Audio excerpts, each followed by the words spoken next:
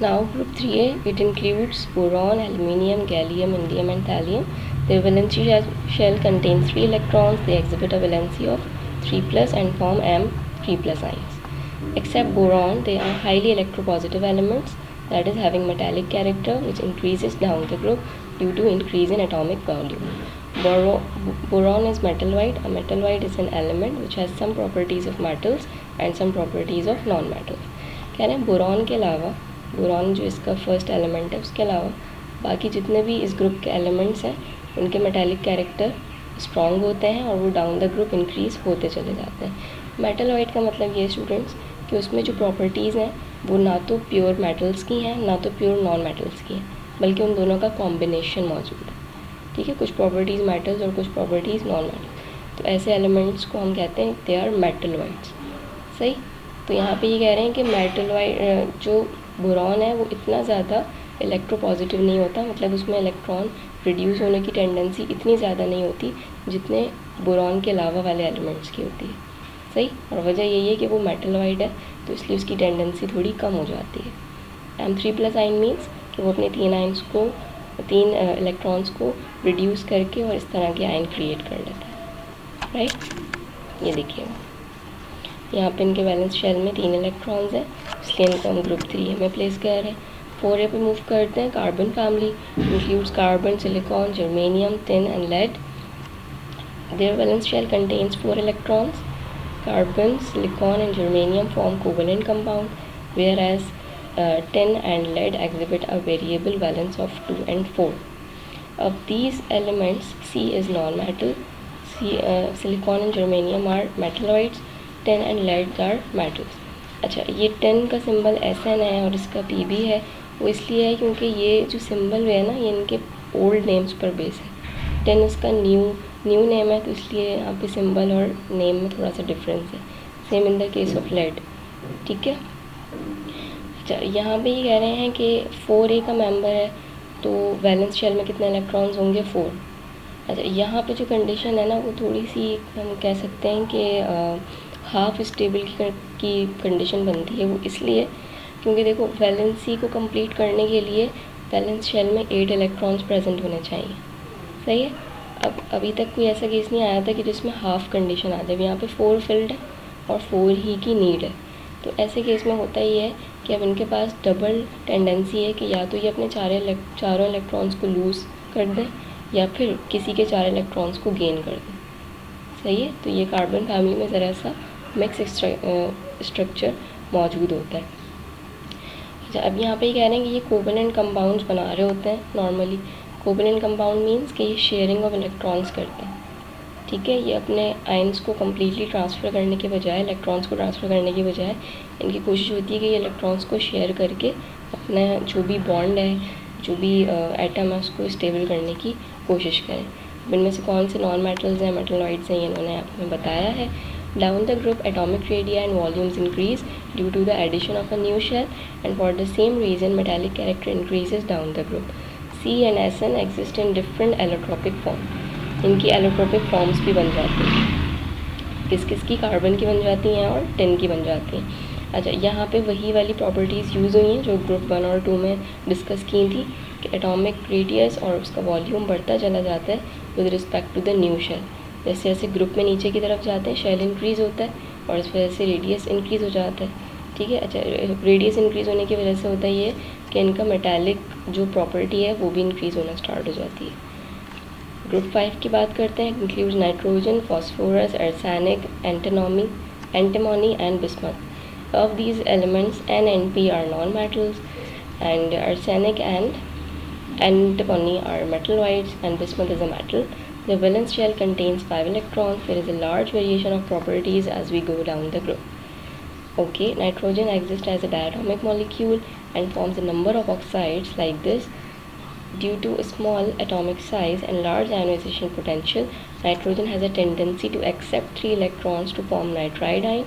Phosphorus exists as p4 molecule. Except nitrogen, all exist in more than one allotropic forms. Okay, यहाँ पे ये देखिएगा कोई metal, non metal, metalloids और metal की इन्होंने पहले बताई क्लासिफिकेशन. अच्छा, उसके बाद ये 5 के एलिमेंट्स हैं, तो लास्ट शेल में कितने इलेक्ट्रॉन्स होंगे, 5 इलेक्ट्रॉन्स होंगे। यहाँ पे ये कह रहे हैं कि प्रॉपर्टीज़ का वेरिएशन आ रहा है जिस तरह से हम ग्रुप में डाउनवर्ड डायरेक्शन में मूव कर रहे हैं। नाइट्रोजन कैसा एग्जिस्ट होता है, डाई एटॉमिक नेचर में एग्जिस्ट कर रहा होता है, सिंगल फॉर्म में नॉर्मली एग्जिस्ट नहीं करता। इस तरह से ऑक्साइड्स क्रिएट कर सकता है, मतलब ऑक्सीजन के साथ ये कॉम्बिनेशन बना सकता है। Okay, due to small atomic size and large ionization potential, इसकी टेंडेंसी क्या है कि ये इलेक्ट्रॉन्स को एक्सेप्ट कर सकता है। अच्छा, अब ये आयोनाइजेशन पोटेंशियल क्या चीज़ है और एटॉमिक साइज़ स्मॉल क्यों हो रहा है यहाँ पे, ये देखें। ग्रुप 4A और 5 की अगर मैं बात कर रही हूँ यहाँ पे, तो 4 की निस्बत 5 का एटॉमिक साइज़ कम होना चाहिए या ज़्यादा होना चाहिए, कम होना चाहिए। सही है, क्यों कम होना चाहिए, क्योंकि वहाँ पे जो है वो प्रोटॉन्स इंक्रीज़ हो रहे होते हैं, तो न्यूक्लियस हमारा पैक कर लेता है इलेक्ट्रॉन्स को, तो साइज़ कॉम्पैक्ट हो जाता है। ठीक है, अब आयोनाइजेशन पोटेंशियल क्या है ये हम अभी डिस्कस करते हैं। यहाँ भी बीच में प्रॉपर्टीज़ की बात हुई है, तो मैं आपको फिर स्विच करवाती रहूँगी ताकि आपको साथ साथ समझ आता रहे होपफुली। आयोनाइजेशन पोटेंशियल या एनर्जी एक ही बात है। ये वो एनर्जी होती है जो कि हमें रिक्वायर्ड होती है इलेक्ट्रॉन्स को रिमूव करवाने के लिए। अब हम इनका थोड़ा सा ट्रेंड देखते हैं कि down the group ionisation energy का इफेक्ट किस तरह से हो रहा है। Down the group ionisation energy decreases due to the increase of number of shells. Number of shell के बढ़ने की वजह से होता है बेसिकली क्या है, the power of nucleus weak, so it's easy for electron to get remove. कह रहे हैं जिस तरह से शेल्स बढ़ रहे हैं तो न्यूक्लियस का होल्ड कम होता चला जा रहा है ना। यहाँ पे अट्रैक्शन ज़्यादा होगी, यहाँ पे अट्रैक्शन कम हो रही है। क्यों? क्योंकि शेल्स बढ़ रहे हैं। सही है, यहाँ पे इलेक्ट्रॉन्स यहाँ पे शेल्स मज़ीद बढ़ रहे हैं, तो यहाँ पे न्यूक्लियस की जो बॉन्डिंग है वो बाकी शेल्स के साथ वीक होती चली जा रही है, इनकी जो फोर्स ऑफ अट्रैक्शन है वो कम होती चली जा रही है। तो साइज़ बड़ा होने से हो ये रहा है मेरे पास कि जो वैलेंस इलेक्ट्रॉन्स हैं उनको रिमूव करना आसान हो जाता है। तो इसलिए हम ये कह रहे हैं कि ionisation energy down the group decrease हो जाती है, कम हो जाती है। यहाँ पे एनर्जी की नीड ज़्यादा होगी ना इलेक्ट्रॉन्स को रिमूव करवाने के लिए। क्यों? क्योंकि यहाँ पे फोर्स ऑफ अट्रैक्शन बहुत है इसकी, न्यूक्लियस की इसकी तरफ। अब जैसे जैसे शेल्स बढ़ रहे हैं तो न्यूक्लियस इतनी एनर्जी होल्ड कर ही नहीं पा रहा कि वो लास्ट बैलेंस शेल तक जो है वो अपनी पावर को होल्ड करे। तो इस वजह से होता क्या है कि वैलेंस इलेक्ट्रॉन्स फ्रीली या फिर आसानी से रिमूव हो सकते हैं। क्लियर? अच्छा, अगर आयोनाइजेशन पोटेंशियल की बात करी जाए अक्रॉस द पीरियड, तो होता क्या है कि ये इंक्रीज़ हो रहा है। इंक्रीज़ होने की वजह क्या है? न्यूक्लियर चार्ज बढ़ रहा है, न्यूक्लियस का होल्ड बढ़ रहा है। सही है, तो न्यूक्लियस जितना ज़्यादा इलेक्ट्रॉन्स को अपनी तरफ अट्रैक्ट कर रहा होगा तो उतनी ज़्यादा उसको ज़्यादा एनर्जी चाहिए होगी कि वो अपने लास्ट इलेक्ट्रॉन से शेल से इलेक्ट्रॉन को रिमूव करवा सके। ठीक है, ख्याल रखिएगा स्टूडेंट्स कि दोनों केसेस में जो है ना आपके पास क्या हो रहा है, दोनों केसेस में न्यूक्लियस की पावर की ही बात हो रही है। यहाँ पे फोर्स ऑफ अट्रैक्शन वीक हो रही थी, इसकी वजह से आयोनाइजेशन एनर्जी कम चाहिए थी। यहाँ पे फोर्स ऑफ अट्रैक्शन इंक्रीज़ हो रही है क्योंकि प्रोटॉन्स बढ़ रहे हैं, तो इस वजह से यहाँ पे रिमूव करना मुश्किल हो जाएगा, तो एनर्जी इंक्रीज़ हो रही है यहाँ पे आयोनाइजेशन एनर्जी। क्लियर है? आयोनाइजेशन पोटेंशियल थोड़ा बहुत समझ आया? ठीक है, अब स्विच करते हैं दोबारा। Where were we on this page? I think yeah. ठीक है, तो ये होती है हमारी क्या, ionization potential. Group 6, it includes oxygen, sulfur, selenium, tellurium and polonium. Of these, oxygen and sulfur are non-metals. These are metalloids and polonium is metal. All of these elements exhibit the property of allotropy. देखो, allotropy का जिक्र काफ़ी दफ़ा आ गया। Allotropy का means ये होता है स्टूडेंट्स कि कोई भी जो हमारा एक एलिमेंट है वो डिफरेंट स्ट्रक्चर्स में मौजूद है हमारे पास। जैसे अगर मैं कार्बन की बात करूँ तो मे बी आपको ये बात पता हो कि कार्बन की ही एक फॉर्म होती है जो कि डायमंड भी कहलाती है, और कार्बन की ही एक फॉर्म होती है जो कि कोल होती है, जो कोयला हम यूज़ कर रहे होते हैं normally, this is also the carbon. और जो डायमंड होता है वो भी कार्बन होता है। तो देखिए, एक कार्बन के डिफरेंट स्ट्रक्चर्स हैं, मतलब उनकी जो रियल एग्जिस्टेंस है, नेचुरल एग्जिस्टेंस है, वो डिफरेंट फॉर्म्स पे बेस कर रही है। तो ये जो डिफरेंट फॉर्म्स होती हैं, डिफरेंट स्ट्रक्चर्स होते हैं किसी भी एक एलिमेंट के, उनको हम उनकी एलोट्रॉपिक फॉर्म्स कहते हैं। ठीक है, तो बार बार यहाँ पे एलोट्रॉपी का वर्ड आ रहा था, तो आपको क्लियर हो गया कि एलोट्रॉपी की प्रॉपर्टी क्या है कि जो भी आपके एलिमेंट्स हैं उनके नेचुरल जो स्ट्रक्चर्स हैं वो बहुत ज़्यादा डिफ़र भी कर सकते हैं, वो एक से ज़्यादा डिफरेंट स्टेट्स पे मौजूद हो सकते हैं। ठीक है, अच्छा ये 3A की अरेंजमेंट, ये 4A की अरेंजमेंट देखें। लास्ट इलेक्ट्रॉन में लास्ट शेल में 4 इलेक्ट्रॉन्स प्रेजेंट हैं, इसमें भी 4 इलेक्ट्रॉन्स प्रेजेंट हैं। Same in the case of 5, इसमें 5 इलेक्ट्रॉन्स प्रेजेंट होंगे। सही है। अच्छा अब ये बताइएगा कि अगर ये 5A है तो इनके लिए क्या आसान होगा कि ये अपने 5 इलेक्ट्रॉन्स रिमूव कर दें या फिर 3 इलेक्ट्रॉन्स को गेन कर लें। 3 इलेक्ट्रॉन्स को गेन करना आसान हो जाएगा ना यहाँ पे। ठीक है, तो यहाँ पे क्या होता है कि ये वाले जो ग्रुप्स के एलिमेंट्स हैं वो नॉर्मली इलेक्ट्रॉन्स को गेन कर रहे होते हैं अपना वैलेंस शेल कंप्लीट करने के लिए। ठीक, अच्छा इसी तरह से 6A में तो अब 6 वैलेंस हैं, तो इनको तो सिर्फ दो की नीड है, तो ये भी चाहते हैं कि हम अपने 6 को रिमूव करने के बजाय हम किसी 2 इलेक्ट्रॉन्स को गेन कर लें और स्टेबल कंडीशन में आ जाए। सही। अच्छा ये वही वाला पेज कंटिन्यू हो रहा है, यहाँ पे मैं आपको बता देती हूँ। ऐसा oxygen and sulphur form divalent negative ions. ये देख रहे हैं आप, डाइवैलेंट नेगेटिव आयंस क्यों बन रहे हैं आप। नेगेटिव आयंस का मतलब ही यही है कि वो 2 इलेक्ट्रॉन्स को गेन कर रहे हैं, तो उसके ऊपर जो चार्ज आया है वो कैसा चार्ज आया है, नेगेटिव चार्ज आया है। सही, the valence shell contains 6 electrons. ठीक है, ग्रुप 7A की बात कर रहे हैं। 7A को हम हेलोजेंस कहते हैं। ठीक है, अब इसमें क्या क्या एलिमेंट्स प्रेजेंट है, fluorine, chlorine, bromine, iodine and astatine. Except astatine which is a metalloids, all other elements are non metals and exist as diatomic molecules. ये तमाम जो एलिमेंट्स हैं ये कैसे हैं, ये नॉन मेटल्स हैं और नॉर्मली ये गैशियस स्टेट में प्रेजेंट होते हैं, गैसेस फॉर्म्स में होते हैं। ठीक है, और ये कैसे हैं, ये मॉलिक्यूल्स में एग्जिस्ट करते हैं, सिंगल एलिमेंट में एग्जिस्ट नहीं करते। At room temperature fluorine and chlorine are gases, bromine is a liquid and iodine is a solid. कह रहे हैं ये दो गैसियस स्टेट में होते हैं, ये वाला लिक्विड होता है और ये आयोडीन जो होता है ये सॉलिड होता है। Their valence shell contains 7 electrons. They have high ionization energies and large negative electron affinities. Hence, they easily accept an electron to form halide ions. अच्छा, आयनाइजेशन एनर्जी की तो बात हमने करी थी कि जैसे जैसे हम पीरियड में आगे मूव करते जाते थे, ठीक है, तो आयनाइजेशन एनर्जी में इंक्रीज़ आता चला जाता था।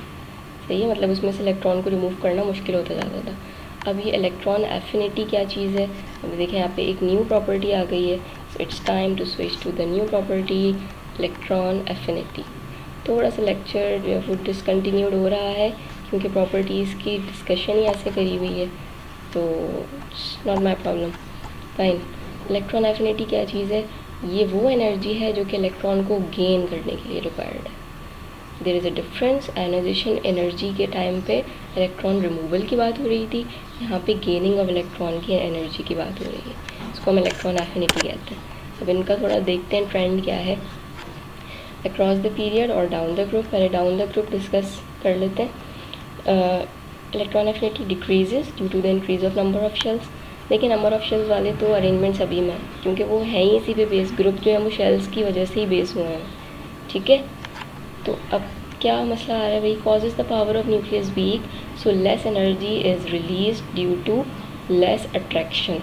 अच्छा, कह रहे हैं कि न्यूक्लियस की जो फोर्स ऑफ अट्रैक्शन है वो डाउन द ग्रुप कैसी होती है, वीक होती है। ठीक है, तो होता क्या है कि जो लेस अट्रैक्शन उसमें होती है तो एनर्जी भी हमें लेस चाहिए होती है। ठीक है, तो इलेक्ट्रॉन एफिनिटी लेस रिक्वायर्ड होती है डाउन द ग्रुप। अच्छा, अब इलेक्ट्रॉन एफिनिटी इंक्रीज़ हो रही है due to the increase of nuclear charge, usually number of proton. Strong nucleus holds the electrons more tightly, so it welcomes the gain of electron. अच्छा, अब यहाँ पे क्या कह रहे हैं कि जो इलेक्ट्रॉन्स जब न्यूक्लियस के साथ टाइटली अरेंज्ड हुए हुए हैं, क्यों अरेंज हुए हैं, क्योंकि उनका न्यूक्लियर चार्ज हाई है, तो ये क्या होता है कि ये गेन ऑफ इलेक्ट्रॉन को वेलकम कर रहे होते हैं और अपना जो है वो बॉन्ड स्ट्रॉन्ग बना सकते हैं इसके साथ। तो इसलिए यहाँ पे इलेक्ट्रॉन एफिनिटी पीरियड वाइज अगर मैं बात करूँ तो इंक्रीज़ हो रही है। ठीक है, और अगर ग्रुप वाइज बात करूँ यानी कॉलम वाइज बात करूँ तो ये डिक्रीज़ हो रही है। यहाँ पे इंक्रीज़ देखें, इंक्रीज़ एरो तो शो किया हुआ है पर एरो वो ऊपर की डायरेक्शन में है ना, तो अगर हम उसको दूसरी सेंस में पढ़ें तो वो डिक्रीमेंट हो रहा है बेसिकली। सही, यानी कि अगर मैं एरो को इस डायरेक्शन में बना सकूँ, wait wait wait wait wait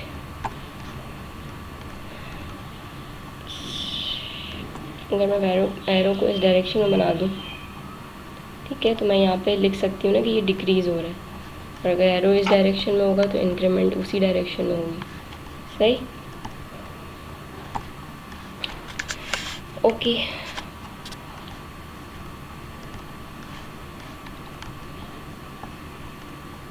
Where were we?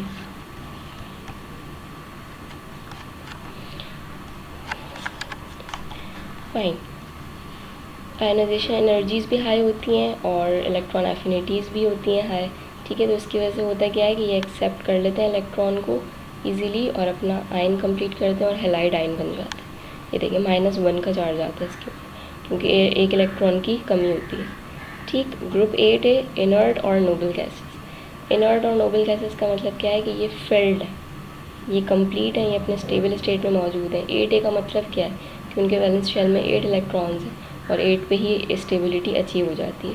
Okay, अच्छा, हीलियम की अगर मैं बात करूँ तो हीलियम में 8 इलेक्ट्रॉन्स प्रेजेंट नहीं होते, ठीक है। हीलियम जो है वो अपना लास्ट शेल कंप्लीट कर लेता है विद द 2 इलेक्ट्रॉन्स, ठीक है। तो क्योंकि इसके उसमें 2 इलेक्ट्रॉन्स प्रेजेंट होते हैं तो इसलिए इसको जितनी की नीड होती है उतने प्रेजेंट है, तो इसलिए ये भी एक स्टेबल कंडीशन में आता है। सिर्फ इस वजह से इसको 8 में पुट किया गया है, अदरवाइज इसमें 8 इलेक्ट्रॉन्स का काम नहीं है, ठीक है। The valence shell contain 8 electron except helium which has 2 electrons, with the exception of krypton and xenon which have large atomic volumes so slightly reactive under drastic conditions. The rest of these elements are totally inert chemically. The reason is that these have completely filled outer shells, a condition that represents greater stability. अच्छा, कह रहे हैं krypton और xenon में जो है वो थोड़ी सी रिएक्टिविटी प्रेजेंट होती है, वो इस वजह से होती है क्योंकि उनके वॉल्यूम्स जो है वो लार्ज होते हैं, इस वजह से ये रिएक्टिव हो जाते हैं कुछ स्पेसिफिक कंडीशंस में। ऐसा नहीं कि हर कंडीशन में, कुछ स्पेसिफिक कंडीशंस होती हैं जिसमें इनकी रिएक्टिविटी पॉसिबल होती है। अदरवाइज़ जो बाकी के एलिमेंट्स हैं वो तो कम्प्लीटली स्टेबल हैं, उनकी स्टेबिलिटी हाई है, तो इसलिए उनमें रिएक्टिविटी बहुत ही कम होती है। क्लियर? ये 7A का स्ट्रक्चर है, लास्ट इलेक्ट्रॉन में लास्ट शेल में 7 इलेक्ट्रॉन्स प्रेजेंट हैं। इसी तरह से 8A में आपके पास ये हीलियम भी है, पर हीलियम की स्टेबिलिटी ही 2 इलेक्ट्रॉन्स पे अचीव हो जाती है, तो इसलिए ये स्टेबल कंडीशन होते हैं, तो हमने इसको 8A में पुट कर दिया, ठीक। जिस तरह से एक हाइड्रोजन और हीलियम थोड़े से एक्सेप्शनल केसेस हैं, हाइड्रोजन को 1A में रखा हुआ है, वो भी सिर्फ इसीलिए रखा हुआ है क्योंकि उसको सिर्फ 1 इलेक्ट्रॉन की नीड है, सॉरी उसके लास्ट इलेक्ट्रॉन शेल में 1 इलेक्ट्रॉन है, इसलिए। अब थोड़ी सी बात करते हैं कि जो हमने ग्रुप्स की क्लासिफिकेशन करी हुई है into A group and B group, तो उनकी वजह क्या है ये देख लेते हैं। जो ग्रुप A होता है, ग्रुप A के एलिमेंट्स होते हैं उनको हम रिप्रेजेंटेटिव एलिमेंट्स कहते हैं। अच्छा, इसमें होता क्या है कि इनके लास्ट शेल में इलेक्ट्रॉन्स की कमी होती है, जिसकी वजह से वैलेंस शेल इनके इनकम्प्लीट कहलाते हैं। सही, जो भी हमने पढ़े हैं ये सब क्या थे, इनमें वैलेंस शेल्स इनकम्प्लीट थे ना, इलेक्ट्रॉन्स की कमी की वजह से। ट्रांजिशन एलिमेंट्स अब इससे डिफ़र क्यों कर रहे हैं? इसलिए कर रहे हैं क्योंकि ट्रांजिशन एलिमेंट में लास्ट शेल और penultimate shell, penultimate मतलब जो सेकंड लास्ट शेल होता है वो दोनों ही इनकम्प्लीट होते हैं। सही है, सेकंड लास्ट शेल और लास्ट शेल दोनों इनकम्प्लीट होते हैं, जिसकी वजह से होता ये है कि उनके अंदर जो है वो इनर ट्रांसफरेंस भी होना पॉसिबल होती है कि सेकंड लास्ट से लास्ट शेल में भी इलेक्ट्रॉन मूव कर रहे होते हैं, तो ये जो इनर ट्रांजिशंस होती हैं इसकी वजह से जो है वो इनकी नेचर बिल्कुल डिफरेंट हो जाती है as compare to representative elements, इसलिए हम उनको सेपरेट ग्रुप में प्लेस करते हैं और वो ट्रांजिशन एलिमेंट्स कहलाते हैं। सही। अच्छा, अब लैंथेनाइड्स एंड एक्टिनाइड्स ये भी नॉर्मली ग्रुप बी का ही पार्ट बनते हैं। अब इनको जो है वो बिल्कुल ही सेपरेट रखा गया है। वो क्यों रखा गया है? Different behaviour as compare to block D metals. Block D मैं बता देती हूँ आपको, ब्लॉक डी जो है वो बेसिकली ट्रांजिशन एलिमेंट्स का ही पार्ट है अगर पीरियोडिक टेबल, हाँ ये देखें, ये जो इतना ब्लॉक है मेरे पास, ये इसको हम कहते हैं ब्लॉक डी। ठीक, अच्छा ये भी बता देती हूँ बाकी के ब्लॉक्स 1A और 2A जो है वो ब्लॉक एस कहलाते हैं, 3A से 8A तक ब्लॉक पी कहलाता है, ये ब्लॉक डी कहलाता है, और ये जो लास्ट है ये आपका ब्लॉक एफ कहलाता है। ये लेंथेनाइड्स और एक्टिनाइड्स की जो सीरीज़ है एक्टिनाइड्स की, वो हमारी ब्लॉक एफ कहलाती है। तो कह रहे हैं कि ये सीरीज़ डिफरेंट क्यों प्लेस की गई है, मतलब पीरियोडिक टेबल से बिल्कुल अलग, तो वो इसलिए प्लेस की गई है क्योंकि इनकी जो प्रॉपर्टीज़ है ना, है तो ये भी ग्रुप बी का पार्ट, पर इनकी प्रॉपर्टीज़ ब्लॉक डी से मैच नहीं हो रही हैं, और atomic numbers are non sequential, no pattern according to their properties. अब भाई जिस तरह से पूरा पीरियोडिक टेबल जो है वो एटॉमिक नंबर्स की अरेंजमेंट पे बेस हुआ है, सही है, पर इनके जो एटॉमिक नंबर्स हैं वो इसके साथ सूटेबल नहीं हो रहे थे, सही है, उनकी जो अरेंजमेंट है वो सीक्वेंशियल बेसिस पे नहीं थी, तो इसलिए इनको बिल्कुल डिफरेंट प्लेस किया गया है, पर हैं ये ग्रुप बी का पार्ट। यहाँ पे देख सकते हैं group 1B to 8B transition elements, these are metals, in these elements besides the valence shell penultimate shell is also incomplete, यानी जो उसका सेकेंड लास्ट होता है। In chemical reactions they show more than 1 valencies. अच्छा, अब क्या होता है कि जब दो शेल्स इनकम्प्लीट हैं तो वो मल्टीपल वैलेंसी भी तो शो करेगा ना, तो इसकी वजह से उनके रिएक्शन भी बिल्कुल डिफरेंट होते हैं, सही है। These elements in compounds having characteristic colours, और ये होता क्या है कि जब ट्रांजिशन एलिमेंट्स के साथ कंपाउंड्स बनते हैं तो उसके रिजल्ट में जो कंपाउंड्स आते हैं वो हमारे पास कलर्ड इन नेचर होते हैं, सही है। यहाँ पे देखें उन्होंने थोड़ी सी क्लासिफिकेशन की हुई है कि एलिमेंट्स रिप्रेजेंटेटिव और ट्रांजिशन में ब्रेक हुए हैं। ट्रांजिशन में आउटर ट्रांजिशन और इनर ट्रांजिशंस हैं, और इनर ट्रांजिशन में हमारे पास लैंथेनाइड्स और एक्टिनाइड्स की सीरीज़ आ रही है, ठीक है। तो ये स्ट्रक्चर अगर आप लोग रजिस्टर में नोट करना चाहें तो पढ़ लीजिएगा, it's all right. Majority of the known elements are metals, only 17 elements are non metals and 8 elements are metalloids, ठीक है। इन्होंने बता दिया है कि भाई किस तरह से बन रहे हैं। अब बात करते हैं मेटल्स, नॉन मेटल्स और मेटलॉइड्स की, और साथ साथ प्रॉपर्टीज़ भी डिस्कस कर लेते हैं। मेटल्स क्या हैं? They are electropositive elements. Electropositive elements कौन से होते हैं? जिनके पास टेंडेंसी होती है कि वो इलेक्ट्रॉन्स को लूज़ कर दें और कैटाइंस में कन्वर्ट हो जाए। कैटाइंस मीन्स प्लस आइंस में, यानी कि जो हमारे स्टार्टिंग के एलिमेंट्स होते हैं, ठीक है, तो वो ये चाह रहे होते हैं कि वो अपने इलेक्ट्रॉन्स को लूज़ करें, तो ये इलेक्ट्रोपॉजिटिव होते हैं। इनकी नेचर क्या होती है? मेटल होती है। दे फॉर्म बेसिक ऑक्साइड्स, जैसे अभी हमने डिस्कस किया था ग्रुप 1A में, ग्रुप 2A में, कि वो ऑक्साइड्स फॉर्म कर रहे थे, कहीं हाइड्रोक्साइड्स फॉर्म कर रहे थे। So they all are metals. All of them have lustre. Lustre की मीनिंग होती है उसमें एक स्पेसिफिक एक शाइन मौजूद होती है, वो शाइनी होते हैं structure wise. And are malleable. Malleable का मीन्स क्या होता है कि उनको हम डिफरेंट फॉर्म्स में कन्वर्ट कर सकते हैं। जैसे यहाँ पे हमें लिखा हुआ है, it can be spread out into sheets, ठीक है, उसको शीट्स के फॉर्म में भी कन्वर्ट कर सकते हैं। मतलब वो इतने, जैसे कहना चाहिए, फ्लेक्सिबल स्ट्रक्चर होता है कि हम उनको कन्वर्ट कर सकते हैं। And ductile. डक्टाइल मीन्स कि वो वायर की फॉर्म में भी कन्वर्ट किए जा सकते हैं। They are good conductors of heat and electricity. जो भी मेटल्स होते हैं वो हीट और इलेक्ट्रिसिटी को ईजिली कंडक्ट करवा सकते हैं, ठीक है। In periodic tables table elements of group 1A, 2A and all transition elements are metals. Some of the elements of group 3, 4, 5 and 6 are also metals. कुछ एलिमेंट्स इनमें से भी मेटल्स हैं, पर ये वाले तो ज़्यादातर प्योर मेटल्स हैं, 1A, 2A और ट्रांजिशन, ठीक है। नॉन मेटल्स की बात करते हैं, they are electronegative elements. Electronegative की बात हो रही है तो डेफिनेटली हम लास्ट के ग्रुप्स की बात कर रहे हैं, ठीक है, तो ये नॉन मेटल्स कहलाते हैं। इलेक्ट्रोनेगेटिव का मतलब क्या है कि they have tendency to gain the electrons to form anions.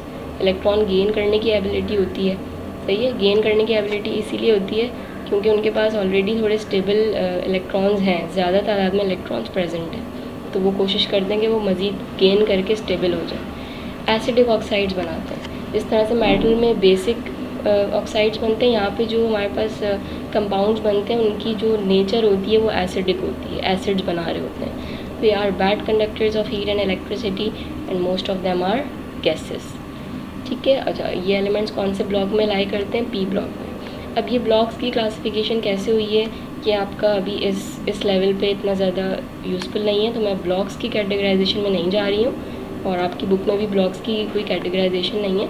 सभी आपको इतना पता होना चाहिए कि कौन सा जो हमारे पास ग्रुप का पार्ट है वो किस ब्लॉक से लिंक होता है, ये वाला S ब्लॉक है, 1A2 है, ये पूरा P ब्लॉक है, ये D ब्लॉक कहलाता है, सही है, और ये वाला F ब्लॉक कहलाता है, सही है। बस इतना भी याद रखें। मेटलॉइड्स में क्या होता है, they exhibit dual nature, metal और नॉन मेटल्स की नेचर मिक्स होती है, that is they show the properties of both metals as well as non metals. For example their oxides are amphoteric, that is have basic as well as acidic nature. जो भी ये compounds बनाते हैं oxide के, तो उसमें क्या होता है कि वो एसिडिक और बेसिक दोनों नेचर के होते हैं। अच्छा, अब मेटलॉइड्स में ये एलिमेंट्स शामिल हैं, ठीक है। मेटलॉइड्स देखो किसी पर्टिकुलर ग्रुप का एलिमेंट को वो नहीं कर रहे स्पेसिफाई, मतलब ग्रुप का शायद कोई एक एलिमेंट मेटलॉइड हो या ग्रुप के कोई 2 एलिमेंट्स मेटलॉइड हो, सही है। तो पूरा का पूरा ग्रुप मेटलॉइड से डेडिकेट नहीं है, कुछ एलिमेंट्स हैं, वो सिलेक्टेड एलिमेंट्स उन्होंने यहाँ पे मेंशन किए हैं। Moving towards the properties, atomic radii, radius की डेफिनेशन अभी डिस्कस की थी कि ये देखिएगा यहाँ पे इन्होंने 2 एटम्स बनाए हुए हैं, एटम का सेंट्रल पॉइंट से लेके उसका जो शेल तक का डिस्टेंस है वो एटॉमिक रेडियस कहलाता है। पर यहाँ पे इन्होंने डबल एटम्स क्यों यूज़ किए हैं, ये क्यों इस तरह से बनाया है, इसको थोड़ा देख लेते हैं। Modern research shows that an atom doesn't have strictly defined boundaries, so it is impossible to determine the exact radius of an atom, but for all practical purposes the atomic radius may be defined as half the distance between 2 adjacent nuclei of 2 similar atoms in touch with each other। कह रहे हैं होता ये है कि पहली बात तो ये कि एटम का जो प्रेजेंस है वो बहुत ही कोई स्मॉल साइज़ में होती है, सही है। एटम जो है वो बहुत टाइनी पार्टिकल्स होते हैं, ठीक है। तो स्टार्टिंग में हुआ ये कि एटम का साइज़ आइडेंटिफाई करना एक बहुत मुश्किल काम था, सही है। और जो जैसे जैसे लोगों ने रिसर्च करी तो उन्होंने इस बात को ऑब्ज़र्व किया कि एटम की कोई स्पेसिफिक बाउंड्रीज़ नहीं है, तो इसलिए स्टार्टिंग में ऐसा हुआ कि उनका साइज़ किस तरह से मेजर किया जाए।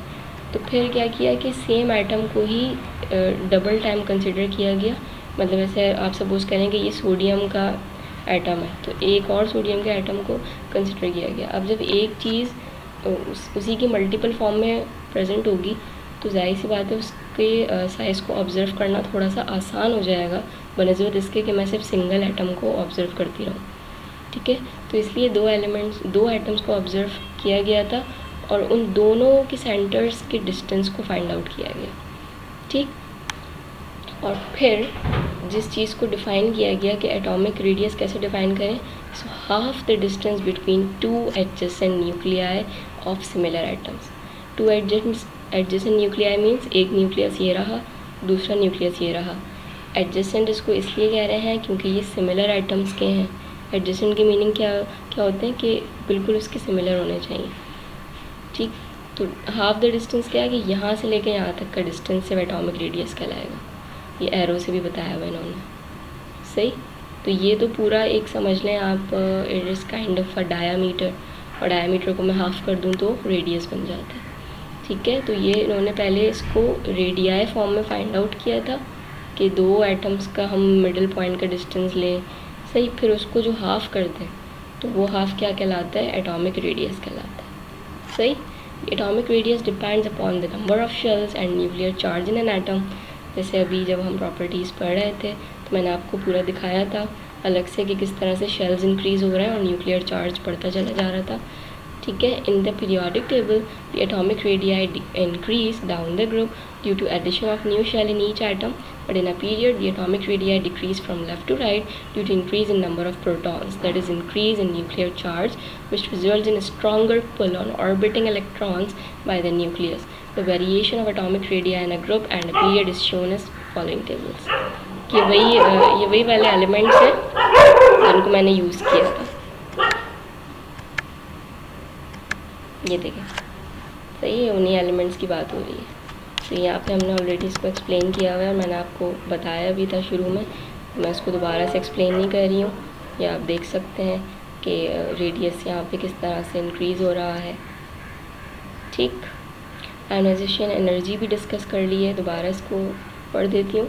Ionization energy is one of the few fundamental properties which can be measured directly. It is defined as the minimum energy required to remove an electron from a gaseous atom in its ground state। जो भी उसकी valence state है उसमें से atom को electron को remove करना ये एनर्जी आयनाइजेशन एनर्जी कहलाती है.